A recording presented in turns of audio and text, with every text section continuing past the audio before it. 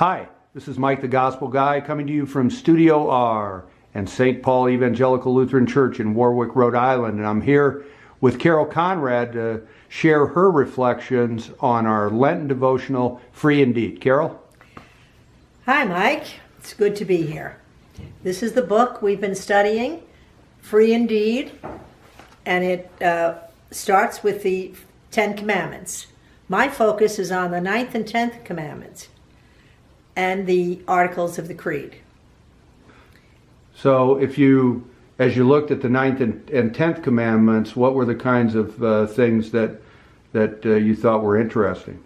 Well, the fact that that God the Father thought enough of his people to send a plan for their life and how they would conduct themselves. So he sent Moses down to the people of Israel with the tablets of the 10 Commandments. So you, usually when we talk about it, we talk about the law, but you're using the word plan. Can you tell me a little bit more about that?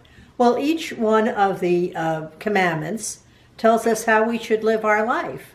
Don't steal, don't commit adultery, don't take from your neighbor, love your neighbor, and so on. So you don't see it as restrictive as much as you do as a plan for how you're going to go about your daily life. Yes, with the knowledge, however, that Jesus is the new covenant.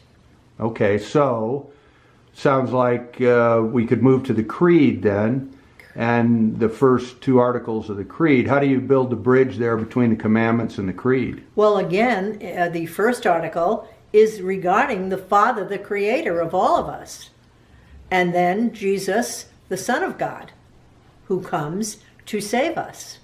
So the Creed explains all the things that Jesus did. And I really like the story you told from your own confirmation class about an acronym you learned. Can you share that? Yes, the acronym is ICRA. And what does it stand for then? Incarnation, crucifixion, resurrection, and ascension. So it sounds like that acronym from many years ago made a big impression on you. It has.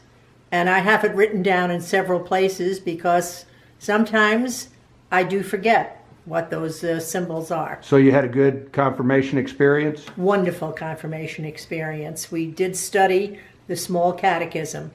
And the pastor that was my confirmation pastor left our church in New Jersey and came here to Pawtucket, Rhode Island. Well, there you have it. It's all about the Word of God and our special place here in Rhode Island. Carol, thanks very much for sharing with us. This is Mike the Gospel Guy reminding you that God gives us joy for the journey and strength for each day. Thanks again, Carol. See you in church.